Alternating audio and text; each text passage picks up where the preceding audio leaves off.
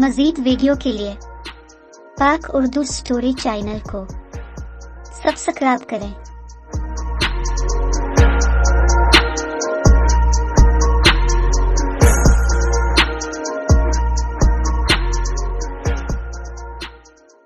एक दफा का जिक्र है कि एक जंगल में एक कौवा रहता था।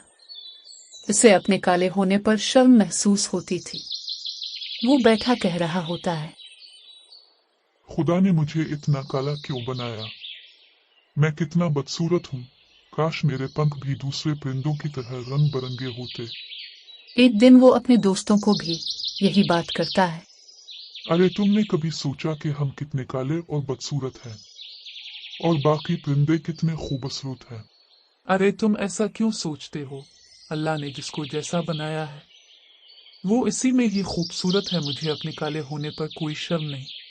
अरे भाई दुख क्यों ना हो। अब मोर को देखो, ऐसा लगता है जैसे खुदा ने सारे जहां के रंग उसके परों में डाल दिए हैं। काश मेरे पर भी मोर जैसे होते। अरे तुम नाशुक्रे क्यों बन रहे हो और मोर जैसा होने की ख्वाहिश न करो।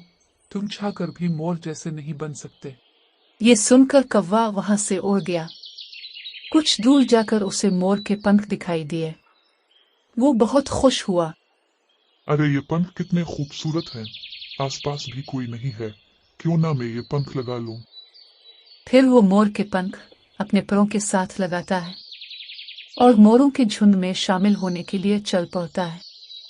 हाय दोस्तों, मैं तुम में से एक हूँ और तुमसे दोस्ती करना चाहता हूँ। क्या तुम लोग मुझे अपना दोस्त बनाओगे? तुम कौन हो? हमने तुम्हें पहले कभी नहीं देखा। मैं यहाँ पे नया हूँ, आज ही आया हूँ। ठीक है, आज से तुम भी हमारे दोस्त हो। शुक्रिया दोस्तों तुम सबका। कौवा दिल ही दिल में खुश हो रहा होता है कि उन्होंने मुझे नहीं पहचाना। फिर अचानक बारिश शुरू हो जाती है। बारिश की वजह से कौवे से मोर के पंख गिर जाते हैं। अरे ये तो कौवा है जो मोर के पंख लगाकर आया है। मारो इसको। फिर वो सब इसको खूब मारते हैं और वहां से भगा देते हैं। कौवा फिर उड़कर अपने दोस्तों के पास चला जाता है। अरे देखो कौन आया है।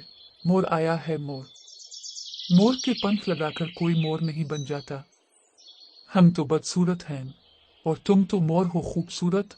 जाओ, हमने नहीं रखनी तुम्हारे साथ दोस्ती। चले जाओ। ये सुनकर कौवा वहां से उड़ जाता है।